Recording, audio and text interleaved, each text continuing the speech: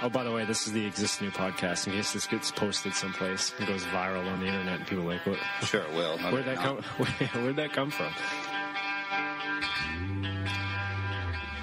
So today we're speaking with Rafe Kelley from EvolveMovePlay.com. He's a well-known parkour expert throughout the world and also a general movement expert. He talks about embracing unstructured movement and getting back to play. Yeah, he's got a lot of good insights on a different model for what it means to be an active person and what movement can be. I think a lot of us have the idea of the classic athlete that specializes in their sport, and he comes at it from a different angle, and he's got some good reasons why maybe that's what most of us should be doing. So, without further ado, here's our conversation with Rafe. But just to start off, I've really enjoyed following your work. I made a connection. I've been, looking into parkour for a long time, and I had the chance to visit my sister out in Seattle a few months ago and stop by Parkour Visions, which I believe that you have been a part in developing. Is that correct? Yeah. So the very technical story is that Parkour Visions started as a nonprofit that was founded by Tyson Cheka, who's the CEO of the organization, and I was the vice president of that nonprofit, and then when we became a teaching facility, I became the primary programmer and head coach. So it was kind of dual leadership in the beginning between Tyson and I, and he ended up running a lot of the business logistics, and I ended up being essentially the creator of the content and the teaching at Parkour Visions. I see. And the trainer of the next generation of coaches. Nice. So my experience was, and the way I described it to everybody after I visited Parkour Visions was, man, this is just a huge adult playground. It felt nothing like working out. And, I've kind of adopted that mindset myself with my own workouts. But being there, it was just so encouraging of just run around and almost, recapture that childlike experience that you often talk about with just going out and playing, not worrying about rep schemes or necessarily how much weight you're lifting, just simply move. So can you maybe tell us a bit about your background and how did you arrive at parkour being such an important part of your life and movement in general?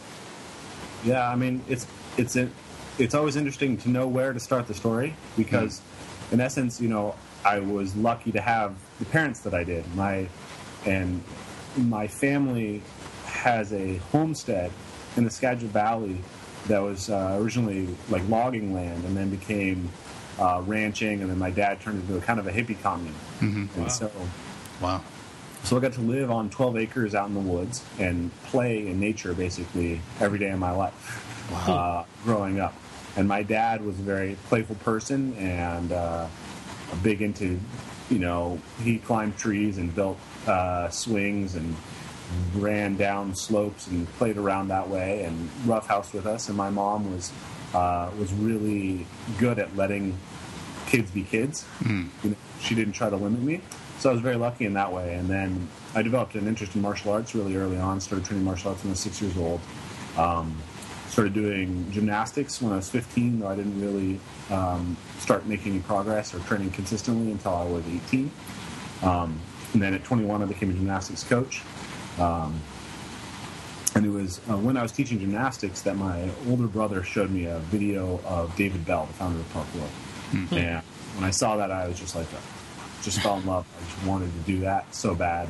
And so I looked up David Bell online and found the original Parkour.net, the Parkour.net website, and realized it was something that you could do. That it was a discipline of training like gymnastics or martial arts. And I had a friend who happened to be kind of doing it already. He trained in the adult gymnastics classes with me, and whereas I was over there tumbling and doing strict gymnastics, he tended to dive roll over vaults and do swings between bars, and he liked to really get the ring swinging and swing off the rings. Yeah. And so I showed him the video, and he took to it immediately and started bugging me to come and play with him all the time. Yeah. And so that was sort of, I had the martial arts and gymnastics, and then I had also done a lot of strength training because I wanted to be able to dunk a basketball. Yep. And, so can you? So did you? Did you dunk? Yes. Actually, just recently, I hadn't even picked up a basketball really in like 6 or 7 years. I was doing parkour with some friends, and there was a basketball court nearby, and there was a ball, and I was like, I wonder if I can still dunk. Right. Yes, I can. So nice. That's awesome. Don't lose that. Try not to. I look up at the rim nowadays, and I'm like, man, there's just no way. Like, that's just not happening. No more 360 windmill dunks for me. Definitely not doing that. Yeah. Well, tippy finger dunk. Right. Gotcha. So in speaking with you, you mentioned that you've sort of evolved through different types of movements. You gave us your background. I know you've been involved in, MoveNat and other forms of outdoor movement and exercise. What are some of the limitations you see just looking around, in the general sphere of workouts, whether it be CrossFit, bodybuilding, anything you want to go with? And how have you kind of reconciled that with your own philosophy? Well, I mean, there's a number of sort of limitations in the way that people are approaching fitness or approaching movement that I am trying to answer with Evolve Move Play. In the broader fitness world, the big problem is that we've sort of industrialized the body, and we look at the body as like these specific pieces, our biceps or triceps, our delts and pecs, and we're supposed to be developing those and these essentially rote routines. And I think it's really not motivating for most people. Like, if you're into it, if that somehow rings true for your play, then there are people who get lots of benefits out of it. But that's the model of what fitness looks like has been this bodybuilding and jogging routine, and clearly it's not working for people. It's not motivating. And I think that it really misses the much bigger world of movement. And so the first thing that's missing is we need people to understand that being fit is a subcomponent of being a good mover. And when we try to move, when we become invested in movement and have a discipline of practicing movement, it's far more motivating. It's far more intriguing. It's just way more holistically healthy. About it, to be invested in the practice of movement than it is to be invested in the aesthetics of your body. I think that it gives people a much more profound sense of self-worth to find that they can do amazing things with their body than to feel like they look amazing in the mirror. Yeah, that's a great point. So that's a start, right? The start is let's get away from fitness, whether it's looking good in the mirror or having great work capacity. Like, I always like to joke when I talk to CrossFitters, they're like, well, nice body, what can you do with it? When they talk to bodybuilders. And I say, well, nice work capacity, but what can you do with it? Right. It's great that you can do 500 burpees in 3 minutes, but, like, is it really that interesting? Can you do a backflip? Can you do movement with connection? Can you flow? Can you be creative? Can you improvise? Can you move slowly? And so I think there's just so much more that we can do there. So then when we move into the movement world, the parkour world, the MoveNat world, what I see is that there's specific problems in all these places, but there's a lack of connection to the idea that our bodies really evolved in the natural world, and that we're kind of going to get the best stimulus to our nervous system, the best stimulus to our immune system, the best stimulus to our proprioceptive system by moving through natural environments. Sure. Natural environments are inherently more proprioceptively enriched than flat concrete environments. In the same sense, they also have a broader range of microbes in the soil that help develop our immune system. And there's all this information about how moving through green spaces, hearing running water, all those things basically tap into elements of our psychology and renew our voluntary willpower, our voluntary conscious control of our bodies, of our minds. So there's just tremendous benefits to getting people out in nature. So that's a big part of it. And so parkour is missing that. CrossFit's missing that. Dance, in a sense, is missing that. Most dancers, they practice in their studios. Right. And then on the flip side, you do have the natural movement guys like Movnat. But what I see is missing there is really flow and improvisation and play. When I see like workout of the day for natural movement, I think people have missed the point. That's a good point. You know, jog so far, then crawl so far, then lift a log so many times. That's not how people play, and that isn't how anything does anything naturally, right? Yeah.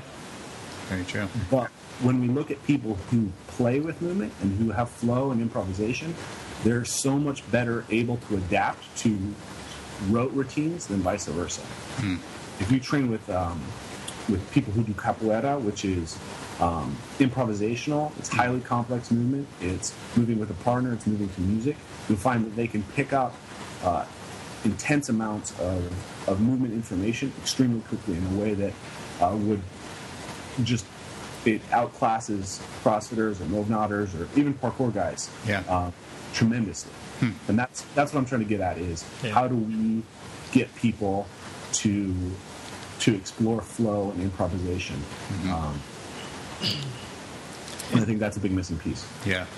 What are your thoughts on? Obviously, I'm sure you like the idea, but the idea of the fractal physiology, the ability to, like you said, a lot of times people kind of self or auto-regulate. So when they're working out, when things start to get hard, they notice exactly what they're doing. If they're in a gym, they notice that last rep is going to cause them to fail. That they notice that, oh, I've done 9 of these, I have to get 10.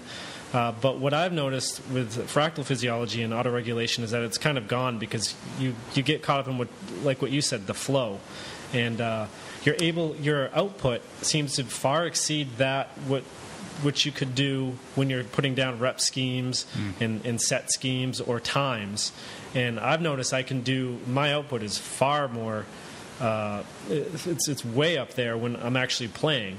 You know, I'm actually able to, I feel like I can move faster. I have more in the tank, I guess, so to speak. So do you see that in kinds of, in actual physical fractal physiology, how it's connected to the ability to expend energy by moving through your environment as opposed to actually trying to lay down and say, okay, I'm going to go for my 1 rep max. I have to get this. Is there a benefit? Obviously, there is, from what you've been saying, but to what degree do you think there is a benefit from trying to flow more rather than trying to meet 1 rep maxes or goals or PRs? So I think that there's this, for a really developed physical practice, there's a balance that has to be found between what I view as diligent practice, right, which is doing the things that aren't necessarily fun now, right, because they build something in the long run, and then having that developed ability to play, to know what motivates you, to be able to respond to it in the moment, to improvise and flow and not be set in very strict, specific ways. There's a balance that has to be struck there. Yep. I talk a lot about play because I think that, by and large, that's the piece that people understand less, right? And it's the piece that people need to start with. When I started, in my teaching of parkour, I've often heard people say, oh, I'd love to do that, but I need to get in shape first. And I always tell them, like, look, you'll wait years to get in shape because when you start trying to get in shape, you get bored and you quit. Yeah. Right? If you do parkour, you'll be motivated to keep coming back and you'll be willing to make the sacrifices that allow you to progress in your practice. So, to me, play and fun is the motivation that allows you to reap the benefits of and to be willing to make the sacrifices of diligent practice. And then diligent practice, on the flip side, is what gives us the ability to play at higher levels, with more intensity, with greater freedom. So we have to be going back and forth between these two things. But there are people who kind of only do the play side. There are some schools of like dance that are very far away from having any sort of strict formal language, and sometimes that can get too amorphous. But I meet a lot more people in the communities that I run in who, or at least people who are thinking much more in this sort of very linear, scientific, I need to do so many sets to create this adaptation to inroad my physiology this much, and it has to be exactly the next thing. So that's why I tend to advocate more and be much more focused on play right now. Nice. You know, and one of the things that I find, you know, especially in watching your videos or any of a more established parkour practitioner, it's really impressive, but it's also kind of intimidating. So we're talking about play, which is something that everybody can relate to, but I think sometimes people hear about parkour and they see these videos and they think, man, that is like, I can't even imagine doing something like that. It looks superhuman. It does. It really does. Like, it looks superhuman. So, you know, in working with people, especially people that aren't maybe inherently great athletes, what's your approach, and what would you say to people about getting started, about playing again? Yeah, I mean, I think that parkour has this problem that it has been spread as a discipline through YouTube. Largely parkour has been popularized by internet videos. Yeah. And it hasn't necessarily even been popularized by the videos that are most respected within the parkour community.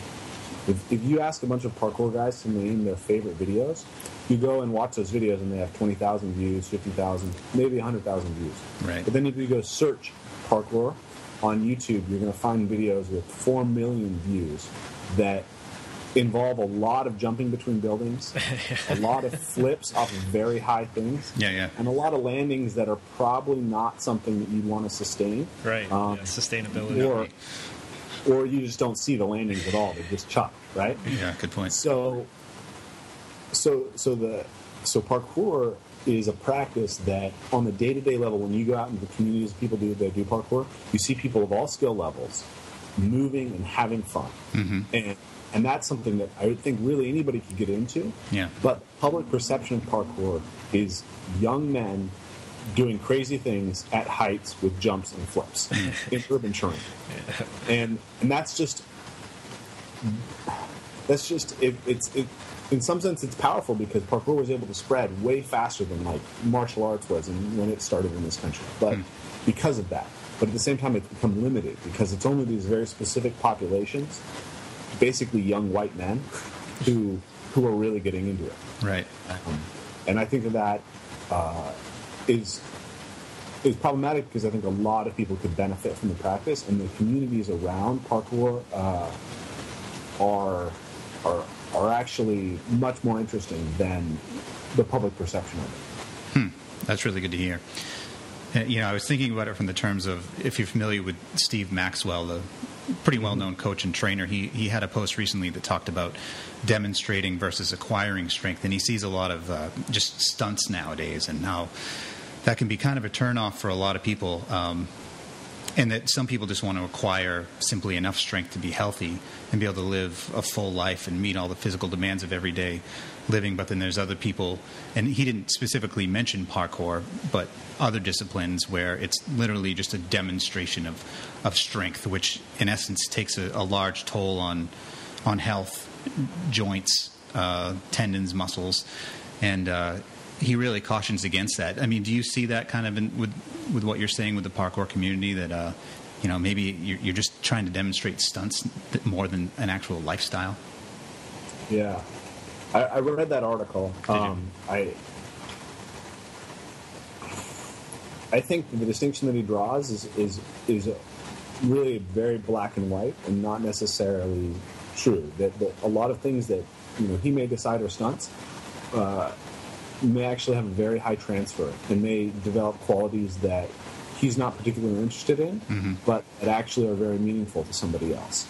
So I think that there's the seed of an interesting point there, because there's certainly practices that are oriented towards sort of the long-term development of a person, versus practices that are oriented towards a single moment, or being able to show something. Like athletes, elite athletes in any sport, they make sacrifices to their long-term health in order to achieve what they want to achieve. And that's true in parkour too, right? If you really want to be able to do like 20-foot roof gaps and drop 15 feet, like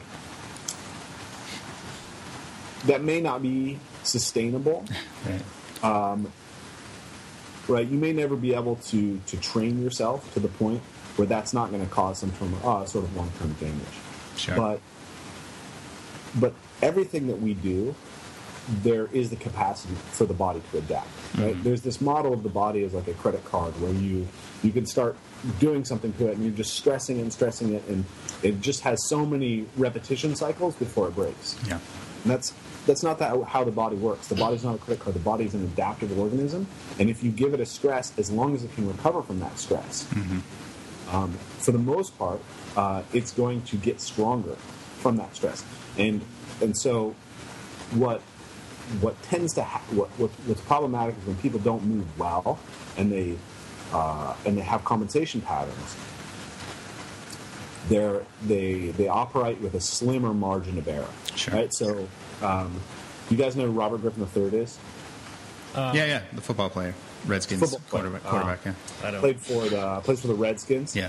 He tore his ACL at the end of his first year, rookie year.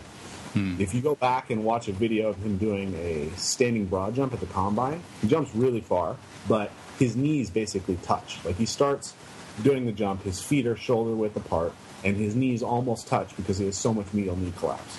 So like most intelligent strength and conditioning coaches would watch him jumping and they would predict that at some point he's going to have problems with his knees. So one model is that essentially he was just wearing his knee out and then eventually it was going to pop. But that is probably not true. There is the capacity of the knee, right, to adapt to valgus stress, right? The tendons on the inside of his knee, they got stronger towards that stress. The ACL tendon got stronger in some sense towards that stress. But those tissues have very low capacity for adaptation, so a small change in how much stress he's under can easily take it into overuse, and then all of a sudden you blow your tendon. So you could go years having poor mechanics and be okay with it because your body is able to adapt. But a small overuse of a compromised system is going to result in something blowing out a lot faster than having a well-designed system. Yeah. I think there's kind of a flip side to this too. A lot of people worry too much about maintaining and saving their health and making sure that they're always healthy and that they're never in any type of pain. But when you think about it, I was watching a documentary about a ski mountaineer who had a horrible fall. He almost died, went in a coma, and then he went back to it. And they said, "Why are you doing this?" And he said, "Well, I ski simply because it feels good. That's it."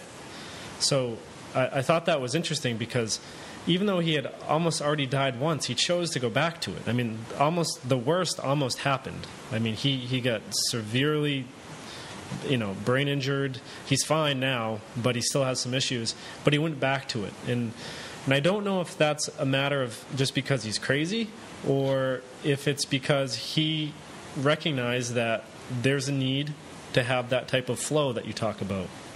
That once you get that flow, that once you find something that you become so in tune to, that it's worth it, and that we're very connected with having a future.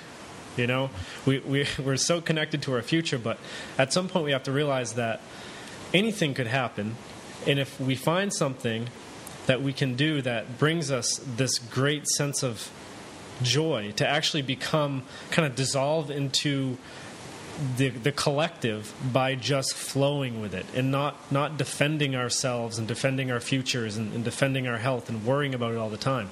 So I think there's also that other side that says, okay, so parkour may be bad for some people on the knees if you do it for 30 years and you take a couple of falls here and there. So what?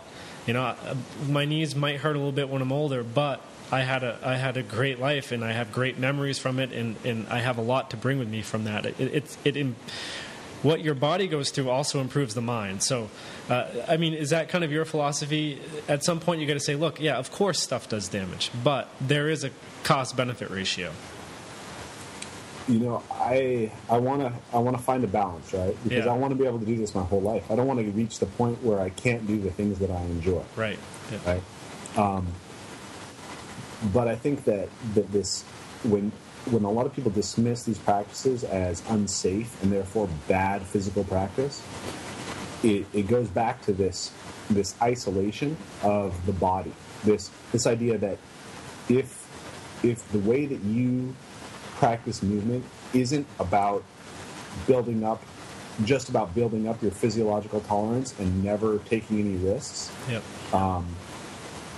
You know, that's a model of fitness. It's not a model of how movement affects the entire human being, right? So you see this guy who fell and crashed on skis, and you say, well, you know, his exercise almost killed him.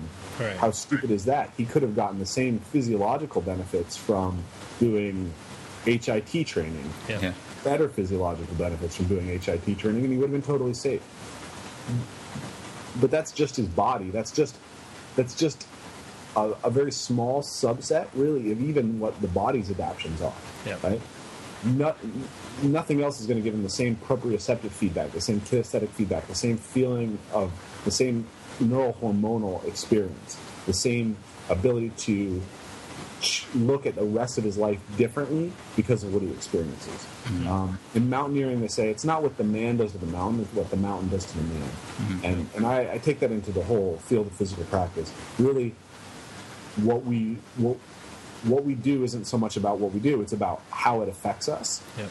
And those effects are far more profound and wide-reaching than just having abs or big biceps or even being able to move a lot of weight.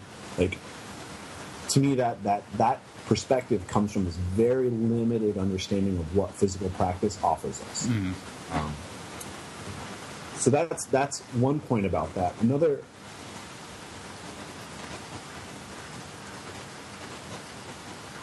I mean that I think is really the key to it, is that people are really not they're not internalizing where this guy is and what he's getting from it. They don't know. Right. And the other thing is that we tend to, if you do have an accident in your physical practice, you're like, oh well, that's the fault of your. Or you have pain from your that is related to your physical practice. You're like, it's the fault of the physical practice. But what the reality we work in is causally complex, and stuff can happen for any reason to anybody, right? Like, you could have, the same time that he was skiing down the mountain where he almost broke his neck, he could have been in a car. Exactly. Right? Yeah. And could have got out and crashed. We don't know what those other possible realities are. And when we get injured, it's usually some sort of complex mechanism. It's not as simple as you over-exercised or you did something stupid. It's you were stressed out by your life. You fought with your wife. Yeah. You were psychologically stressed. And all this research about pain shows that, in fact, our psychological states are almost possibly predominant in how we experience pain. They've done all these studies that have looked at the back and said that most people have some sort of pathology in the back. They have a slip disc, they have an injury in there, but most of them are asymptomatic. Why are some people symptomatic? It has to do with like these psychosomatic connections. There's research that shows that one of the best predictors of how you respond to an injury in the long run is your emotional response to the injury. Right? If you tear your ACL and say, "Oh fuck, I'm never gonna," excuse me, hope that's okay on your podcast. Go for it. I hope we're never going. I'm never going to be able to ski again. And you keep that in your mind, then you're never going to ski again. This is why it's terrible when doctors tell people you're never going to do this again. Yeah, totally agree. Don't limit people. Yeah. Don't give them a nocebo effect. Right. So if you instead had the same injury and you said, this is an opportunity for me to learn something about my body, this is an opportunity to figure out what put me in that situation so I won't do it again, and I'm going to fight hard to be able to recover what I do, you can come back stronger from it. And those experiences of coming back stronger from injury can be powerful for dealing with everything else in your life. Absolutely. Great. So, yeah, I think physical practice has a lot more value than it's actually. I just want to. Just a personal story with that is that happened to me. I herniated two discs pretty severely in my neck doing jiu-jitsu and letting my ego get in the way, of course. And I actually went to a neurosurgeon, and he said, don't ever do that again. Not only that, when are we scheduling this surgery? And I said, well, hold on a second. Can I try physical therapy first? Can I try something? He goes, go ahead and try. He goes, we'll be back here 3 months later, and you would have wasted 3 months. He goes, you could have been in recovery by then. So I ended up choosing physical therapy. I said, well, I want to try it anyway.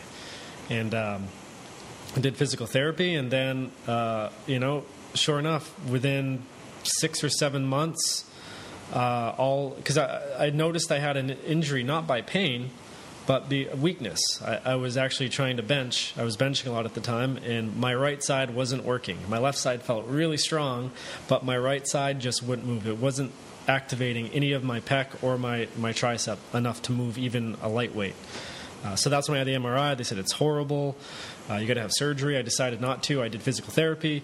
Down the road, it turns out, now I'm at a point where I'm probably about 30% stronger than I was prior to the injury, and I do jiu-jitsu all the time. It's a huge part of my life. It stayed a huge part of my life. It was a decision that I made to go about it in a skillful manner, to say, okay, I got to recognize, 1, I do have an injury, but 2, that's not the only option, and I'm going to try other options. So without surgery, by rehabbing it myself, that's actually when all this came about. I changed my diet, I changed the way I moved, I changed the way I thought about things because I came back from that injury, because I felt the despair of someone sitting across from me who knows more than me, telling me I can never do the things that I love to do again. And I tried to go back and change my identity. Aaron was at the time trying to counsel me through this. I was pretty down, but I actually took hold of that, and I like how you said that, because coming back from those injuries are also one of the greatest benefits. So there is, even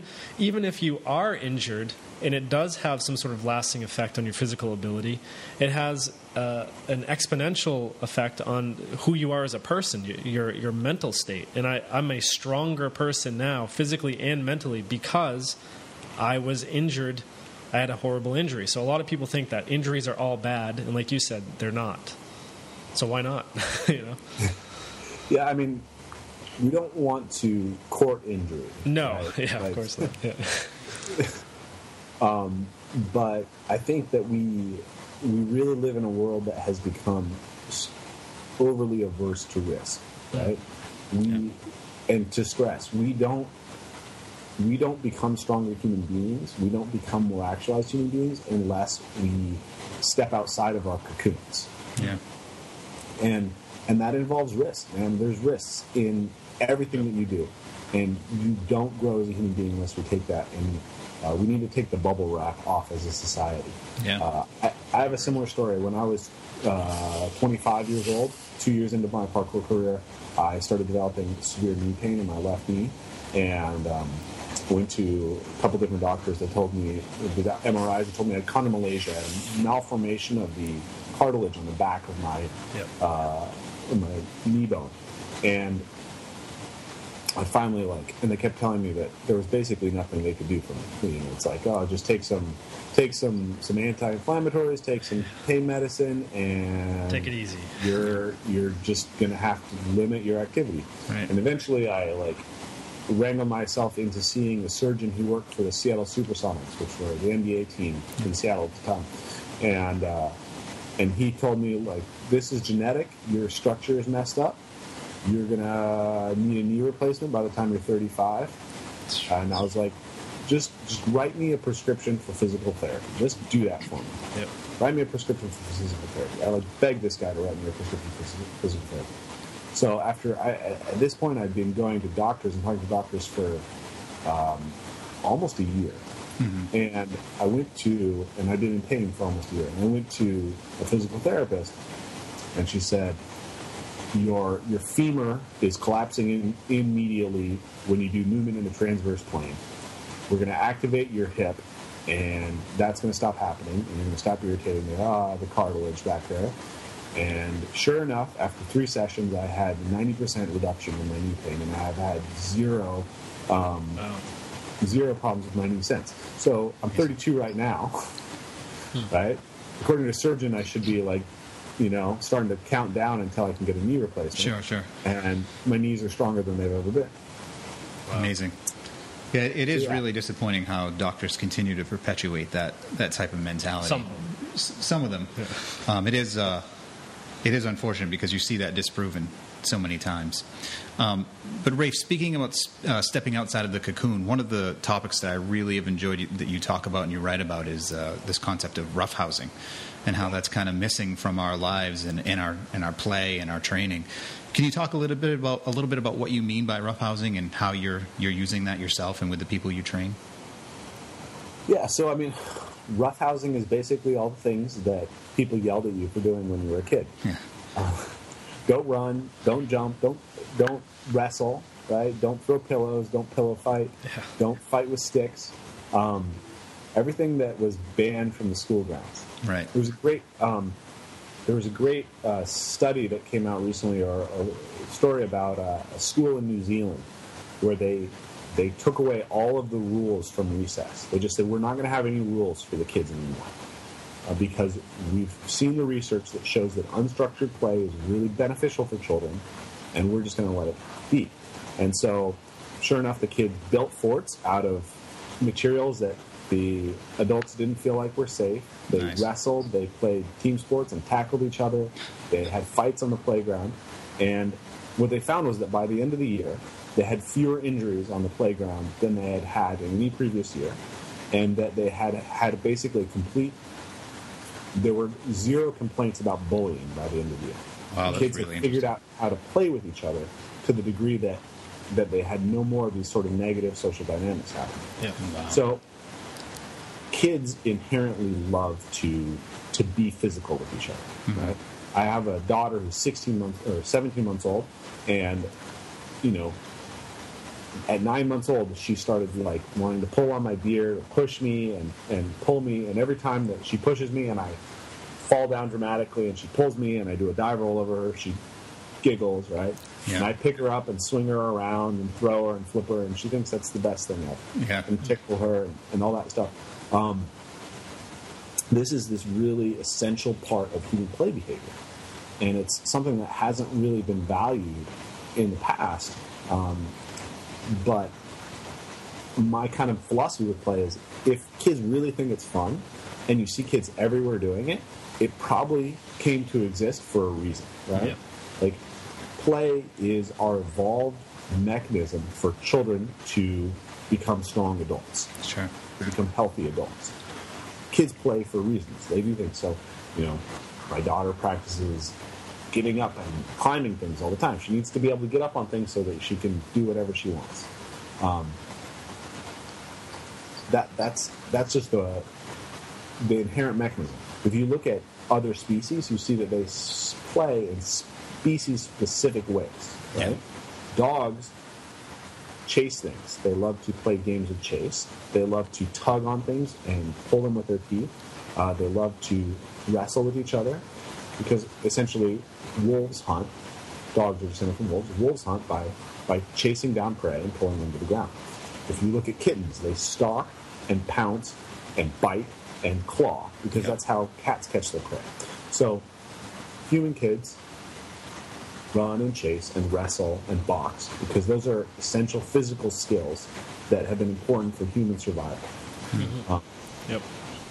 And the interesting thing about play is that we have these instinctual abilities, right? If you've never thrown a punch and you're in a really dangerous situation, you'll probably throw a punch, right? You'll probably be able to figure out something.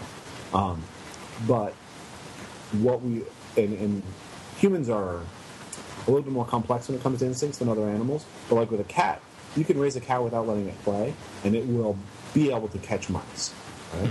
But what they found is that there's all of these other things that ended up being important. The behavioral flexibility of cats or dogs that are allowed to play is far higher. And what we find with dog play, with my research that I did for the puppy who's sitting behind me, is that when dogs are not allowed to play, they basically don't develop proper socialization. They become really restricted in the amount of behaviors that they can do. They can be really obsessive. They chase their tails. They'll only play with the ball. They don't know how to communicate with other dogs. When they do play with other dogs, they're overly aggressive, which is essentially bullying, right? Yeah. They don't know how to scale their force effectively. When kids play with each other, they want to continue playing. So if you're stronger than the other kid and you're pushing him around and you're wrestling and you win every time, the other kid eventually quits. Yeah. He just goes and he cries in a corner. And then you don't get to play anymore. So what happens is we find that the kids will automatically self-handicap. Yeah. And that the stronger kid will never win more than 70% of the time. Wow. Because the other kid will just leave the game. Yeah. And when you learn how to do that, when you learn how to self-handicap, you learn to deal with your own strength, then you essentially are learning how to have communication, to have conflict resolution, to bend and be flexible with people. So instead of it being a negative thing where you're bullying people, people are like, well, I want that other person in the game. With my dog, he's unneutered because that's healthier for dogs, just like a human being. Having your sex hormones is good. And like a lot of unneutered males, he can get a little bit testy with other unneutered males. So to speak. So most people, their response to that is they're gonna hold tight on the leash and they're gonna be really tense, right? And then they're gonna yell at their dog, "Oh, don't do that!" Rah, rah, rah, rah. And essentially, what they're doing is they're stressing their dog out in the situation that it is with another unneutered male. So how does it feel the next time it runs into another unneutered male? Really stressed out. Yeah. What happens with me is I pull my dog out of the situation to make sure there's not a fight, but then I talk to him really softly, I shush him, and I pet him until I see that he's calmed down, until his body hair lays flat. And then I try to see if the other owner will let the dogs play. And almost every time, the dogs will eventually play, and then they stop fighting with each other. Interesting. Yeah. So what's happening with us when every time kids have conflict with each other, we pull them out, right? We punish them. We are adding stressors on top of the way that they behave with each other, and we're preventing them from expressing the normal behavior that will allow them to deal with conflict resolution. So, I mean, this is a huge topic for me. Like that rant is part of it, but we didn't even talk about the kinesthetic stuff, the proprioceptive stuff, about how all this kinesthetic feedback with moving with a partner is so important. Yeah. But yeah, roughhousing is a huge piece of basically people being able to play effectively and being able to grow into healthy human beings. Yeah, I like how you talked about how there's almost an inherent fairness built into unstructured play. I think that's a really good point. Do you think there's anything to, what I'd call structured play, where kids are kind of railroaded into sports and in competitiveness early on, and that creates more of a win-loss mentality? So in a way, I mean, I don't know if you agree, but I remember when I was younger, I was probably someone who was more into just playing than competing. And the more I got into competing, the more I really didn't like sports as much, and I hated that thought of like, oh, well, this person's really good and I'm not that good, and they just dominated me and I'm terrible. They're better than me. Do you see that as an effect on children at all in that concept of play?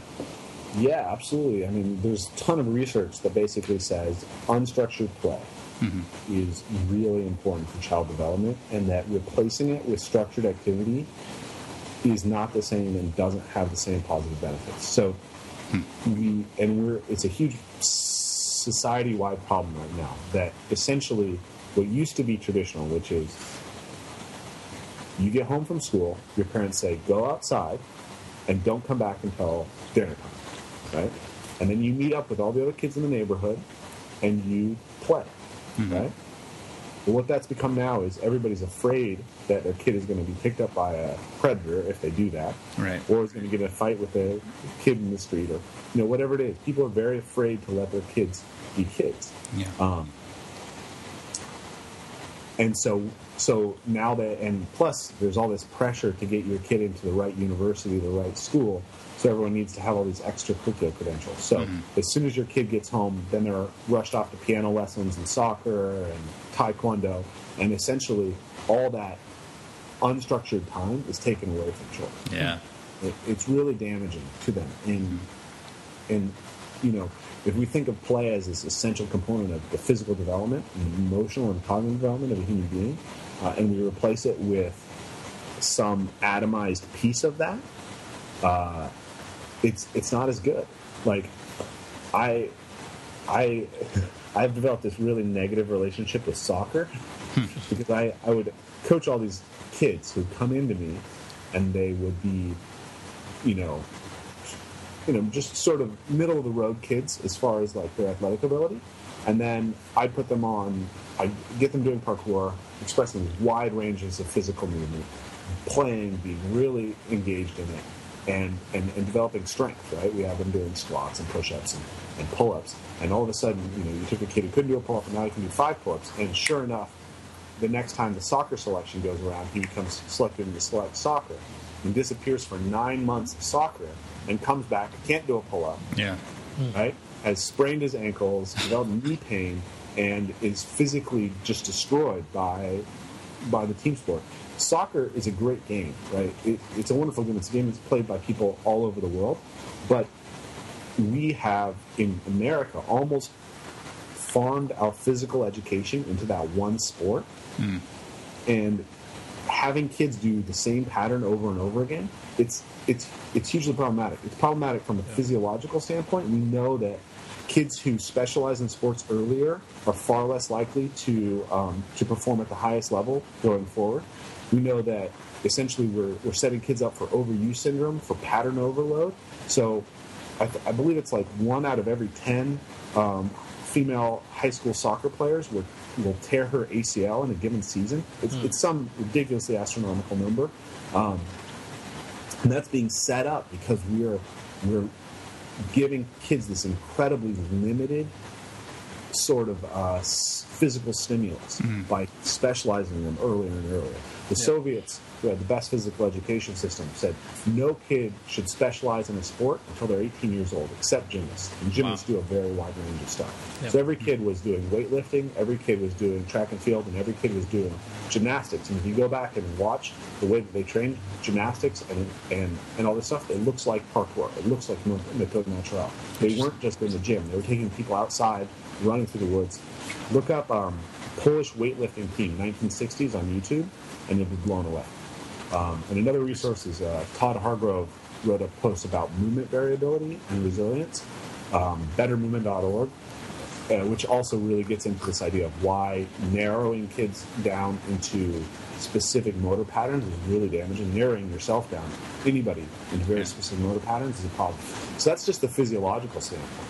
But when we talked about all the stuff with how play develops socialization and play develops cognitive and emotional capacity, we can see that we expect the same effects, right? Yeah. If people are always stuck in the winning and losing sort of element of play, they're missing a huge component of socialization, a huge part of what becomes a healthy human being. Yeah. So I'll throw another resource out at you guys. Chip Conrad from the Body Tribe just wrote a post about 3 types of play: frolicking, competition, and war.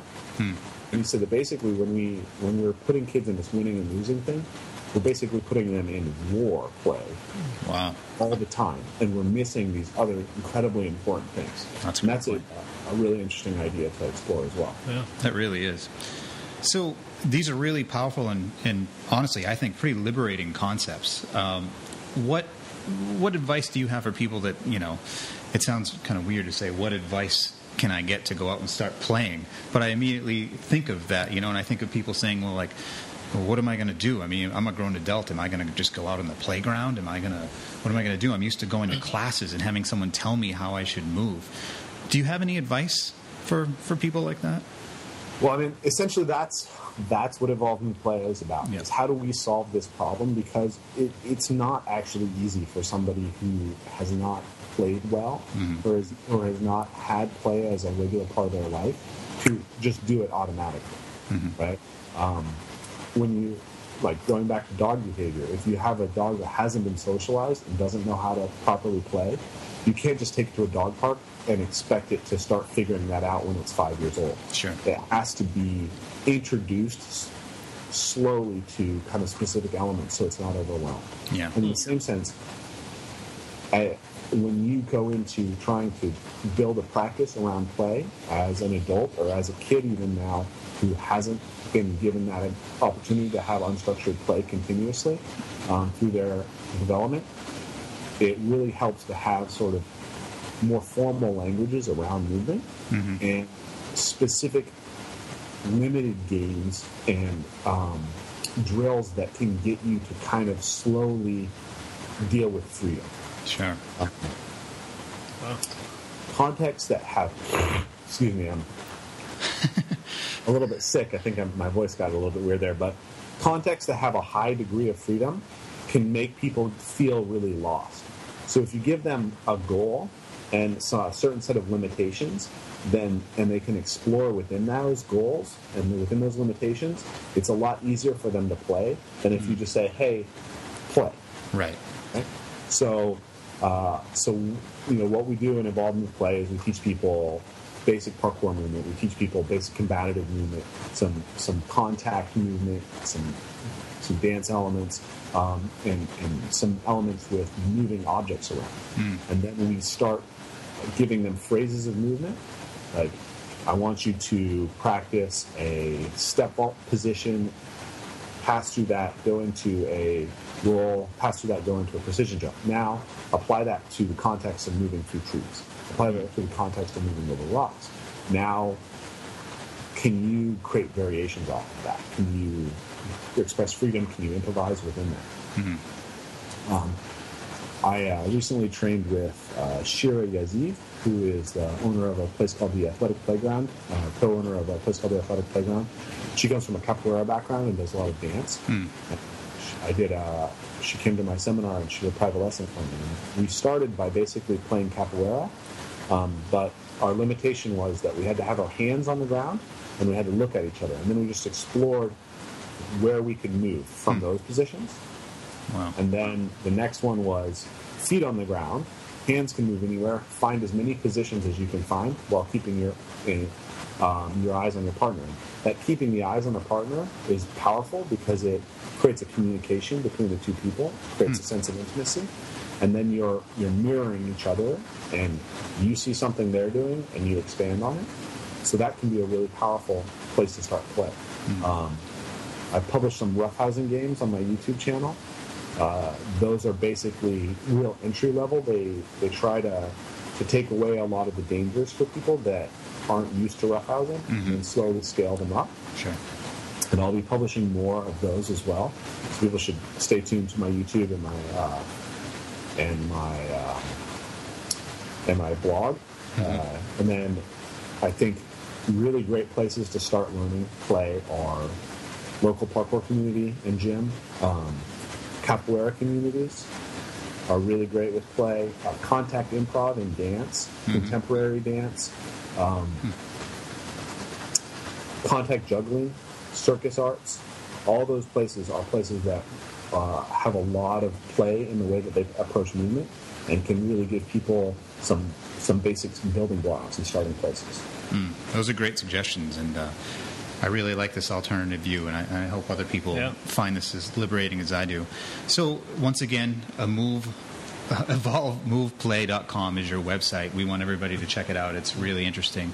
You also have a YouTube channel. Those videos are great. Facebook page, Rafe Kelley. Where else can people find you? And I know you have some seminars coming up as well, if you want to talk about any of that. Yeah, I'm teaching March 2nd in Tacoma at CrossFit Tacoma. And then I will also be teaching, I'll be at the Paleo FX Symposium in Austin, Texas. I think it's April 14th. Oh, and nice. April 19th, I believe I'm teaching at the APK Academy or Great Falls Park outside Washington, D.C. with American Parkour. So those are my upcoming gigs that are settled on. I'm also talking to some guys in Oregon about doing something down in the Portland area, hopefully soon. Great. And you can always find that information by going into the events page on my website. And yeah, that's basically, I mostly do promote my work and get communication to people through my website and through Facebook, Okay. Rafe Kelley Movement and evolvenewplay.com, and my YouTube channel. Awesome. Excellent. Well, Rafe, this was great. We really appreciate this insight, and thanks for taking a few minutes to talk to us, and we'll make sure to spread the word and support what you're doing, and hopefully we'll stay in touch. Sounds good, Aaron. Sure. Yeah, sounds good, Bo. Hey, thanks again. you guys Nice to meet you. Yeah. Kinda. having me on. All right. Take care, All right, Rafe. see ya. All right.